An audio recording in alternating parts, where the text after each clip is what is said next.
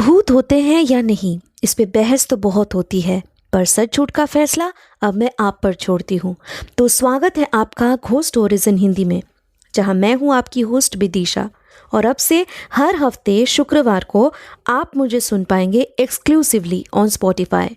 आज ही ghost stories in Hindi को Spotify पे फॉलो करें और बेल आइकन को दबाना ना भूलें, जिससे मेरी हर कहानी आप सुन सकेंगे सबसे पहले।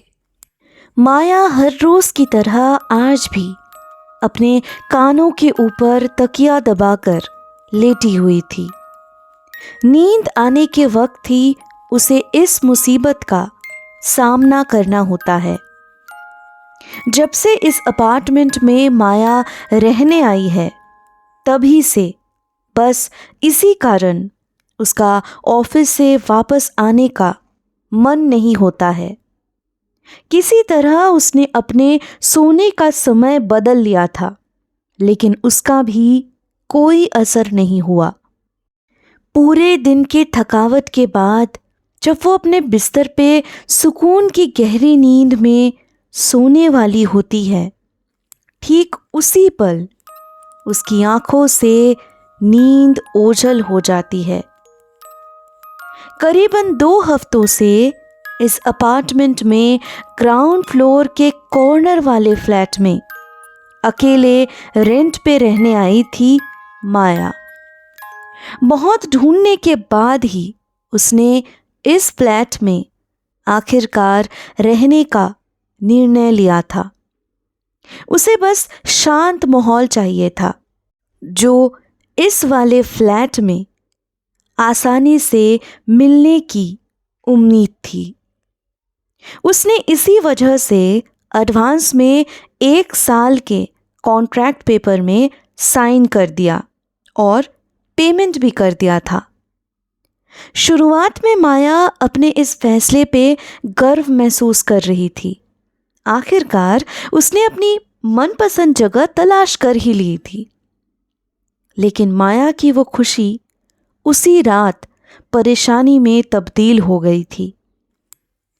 ये सिलसिला अगले 2 हफ्तों तक वैसे ही चले जा रही थी। एक रोज उसकी कोलीग पारुल ने माया को परेशान देख के उसका कारण पूछ लिया। जवाब में माया पहली बार खुलकर अपनी आप बीती उसे बताना शुरू कर देती है। क्या बताऊं पारुल, तुम इसी शहर की हो, अपने परिवार के साथ रहती हो, पर मैं बिल्कुल अनजान थी इस शहर से और इस ऑफिस में किसी को जानती भी नहीं थी। बिना किसी से सलाह मशवरा किए मैंने रेंट पे एक अपार्टमेंट में 1 साल का एडवांस पेमेंट कर दिया और वहां रहने भी लग गई। पर अब रोजाना आधी रात में कहीं से चिल्ला चिल्ला कर वहां लोग अपना बर्थडे पार्टी सेलिब्रेट किया करते हैं। उनका यूं बर्थडे सॉन्ग गाने पर मेरी नींद ऐसे खराब होती है कि क्या ही बताऊं। मुझे ये समझ नहीं आता कि रोज रोज किसका बर्थडे मनाया जाता है और बाकी के लोग उनको मना क्यों नहीं कर रहे हैं। पारुल ने ध्यान लगाकर सारा मुद्दा सुनने के बाद कुछ सोचते हुए कहा, तुम एक काम क्यों नहीं करती हो? अपार्टमेंट के सेक्रेटरी सर को कहो, उन्हें जाकर इसका कंप्लेन करो। मे बी उन्हें इस बारे में कोई कुछ पहले भी बोला हो, पर उन्होंने अब तक एक्शन नहीं लिया होगा। तुम्हारे कहने से शायद कोई फर्क पड़ जाए। या फिर तुम ये जानने की कोशिश करो कि ये पार्टी मना कौन रहा है, फिर सीधे सीधे उन्हीं से जाकर अपने परेशानी की बात कर पाओगी। पर इट्स क्वाइट स्ट्रेंज कि कोई हर रोज ही बर्थडे पार्टी मना रहा है। बिस्तर पर करवटें बदलते हुए सोने की नाकाम कोशिशें किए जा रही थी माया। अभी बस 11 ही बजे हैं। 12 बजने से पहले नींद आ गई तो मे बी मुझे कोई डिस्टर्बेंस फील ना हो, वरना आज पारुल का सुझाव ही काम आएगा। सेक्रेटरी अंकल तो बस संडे को मिलेंगे, तब तक I have to find out my own way to solve this situation.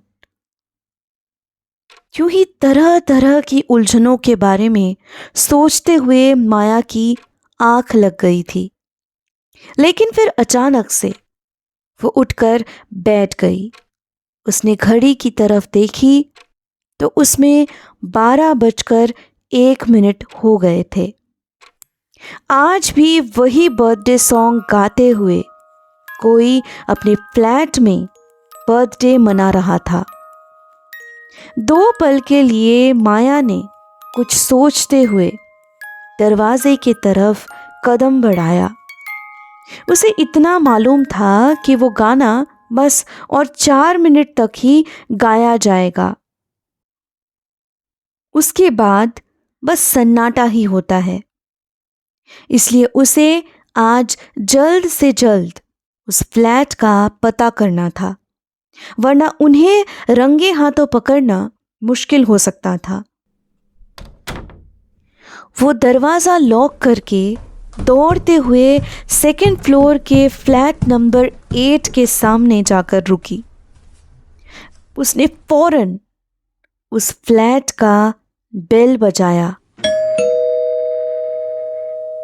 और कुछ ही पल में किसी ने आकर दरवाज़ा खोला तो माया गुस्से में कहने लगी, आपके फ्लैट में रोज रोज किसका बर्थडे मनाया जाता है? यहाँ आपके अलावा बाकी अपार्टमेंट के लोगों को इससे परेशानी भी हो सकती है, इतनी समझ तो रखा कीजिए। माया आगे भी कुछ कहने वाली थी, पर उससे पहले ही उसके सामने खड़े हुए उस फ्लैट के ओनर, जो 24 साल का लड़का था, उसने कहा, आप क्या कहे जा रहे हो मैडम? मैं तो यहाँ अकेला रहता हूँ, यहाँ कोई बर्थडे सेलिब्रेशन नहीं चल रहा है। विश्वास नहीं आता तो आकर देख लीजिए। रोज रोज का बर्थडे मनाने की बात भी कर रही थी आप, पर यहाँ कभी कोई बर्थडे नहीं मनाया जाता। मेरे फ्रेंड्स भी नहीं आते। मैं तो नाइट स्टडी करता हूँ, इन सब के लिए वक्त ही नहीं है मेरे पास। लेकिन आपके फ्लैट का डोरबेल बजाने तक मुझे अंदर से आवाजें आ रही थी। Trust me, I am not lying. आपको कोई गलतफहमी होगी, और सच बात तो यह है कि अगर आपको आवाजें आ रही होंगी तो बाकी अपार्टमेंट के लोगों को भी वो सुनाई देती होंगी, पर उन्होंने तो कभी कंप्लेन नहीं किया। मुझे भी कुछ सुनाई नहीं दिया। माया को समझ आ गया था कि अब बहस करने का कोई मतलब नहीं है। उसे अगले रात का इंतज़ार करना होगा और ज़रूरत पड़ी तो सेक्रेटरी सर को ऑडियो रिकॉर्ड करके सबूत के तौर पे उसे पेश करना होगा। तभी शायद ये ढीठ लड़के को सबक मिलेगी।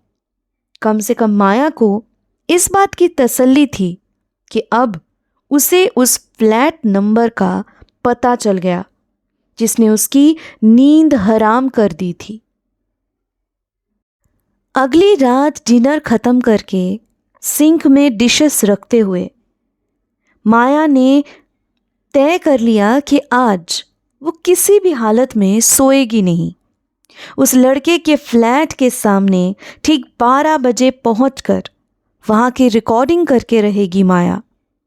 अपने सोच के मुताबिक आखिरकार माया उस फ्लैट के दरवाजे पे खड़ी होकर पूरा रिकॉर्डिंग कर चुकी थी, पर उससे मुसीबत कम होने की जगह और बढ़ गई, क्योंकि उस रात अपने फ्लैट पे वापस आकर जैसे ही उसने पारुल को ऑडियो क्लिप भेजी तो दूसरी तरफ से अगले कुछ पलों में ही कुछ ऐसा रिप्लाई आया जिसे सुनने के लिए माया बिल्कुल भी तैयार नहीं थी।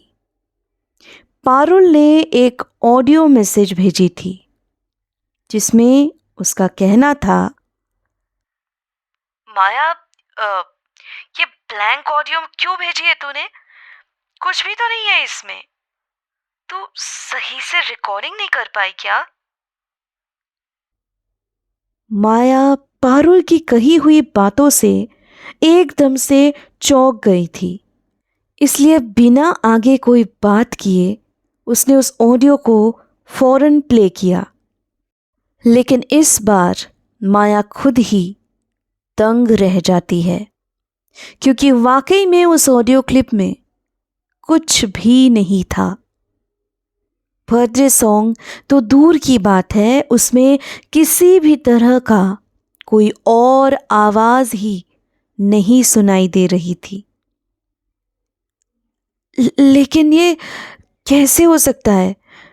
मैंने तो मुझे मुझे साफ साफ याद है, रिकॉर्ड का बटन प्रेस करके ही वहां पे मैं खड़ी थी।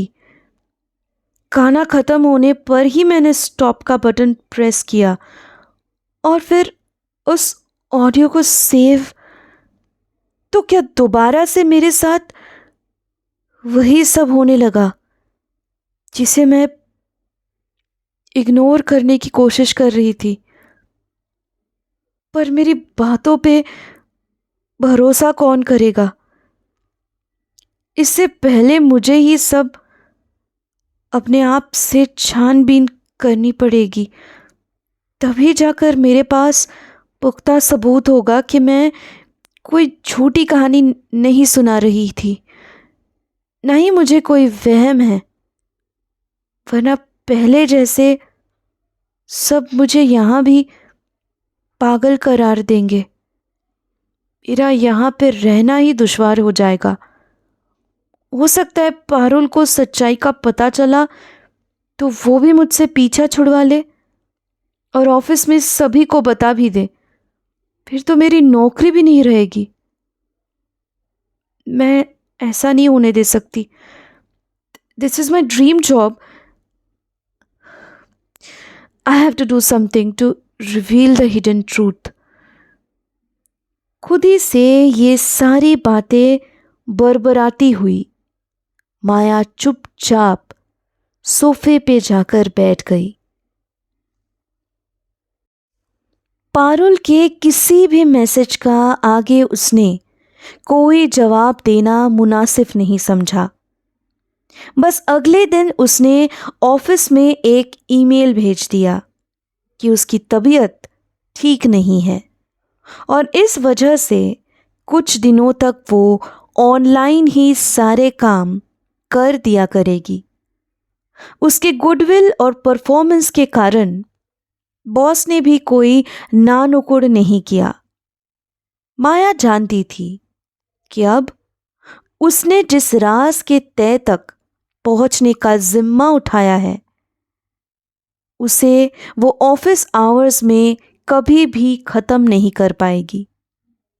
सुबह जल्दी उठकर नाश्ता खत्म करके वो फ्लैट नंबर 8 के सामने पहुंच गई थी।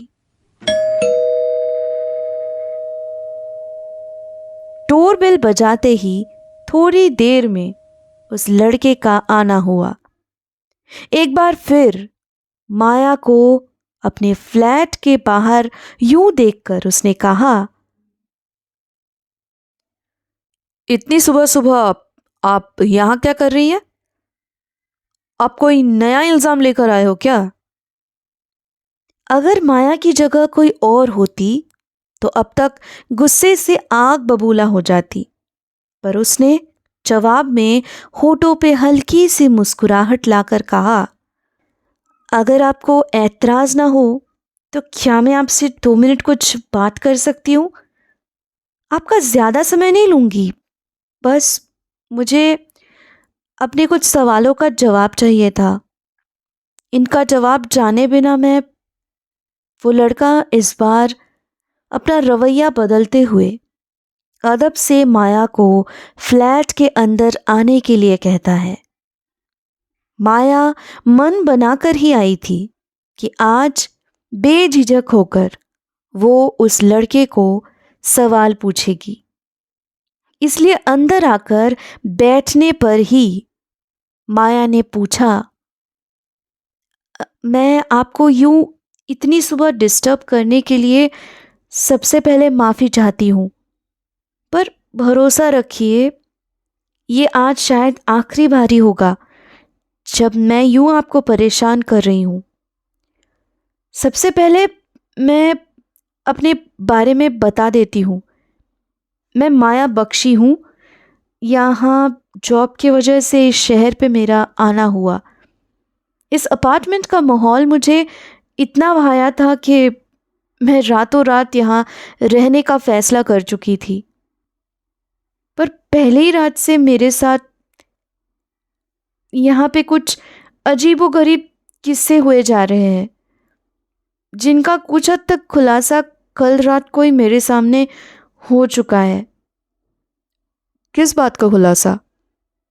आप लास्ट डे भी कुछ परेशान नज़र आई थी मुझे। देखिए, मैं नहीं जानता आपने जो भी सुना था वो आपका वहम था या गलतफहमी, पर एक पड़ोसी होने के नाते अगर आप मुझसे कोई मदद की उम्मीद रखती हैं तो सीधे सीधे बता सकती हैं। वैसे मेरा नाम विष्णु है, यहाँ मैं पिछले 2 साल से रह रहा हूँ, इसलिए मुझे कुछ हद तक इस अपार्टमेंट के बारे में जानकारी है। घोस्ट स्टोरीज इन हिंदी को स्पॉटिफाई पे फॉलो करते वक्त बेल आइकन को दबाना ना भूलें, जिससे मेरी हर कहानी आप सुन सकेंगे सबसे पहले। अब से हफ्ते के हर शुक्रवार को मैं आपके लिए लाऊंगी ऐसी कहानियाँ जो आपके डर के परिभाषा को बदल के रख देगी।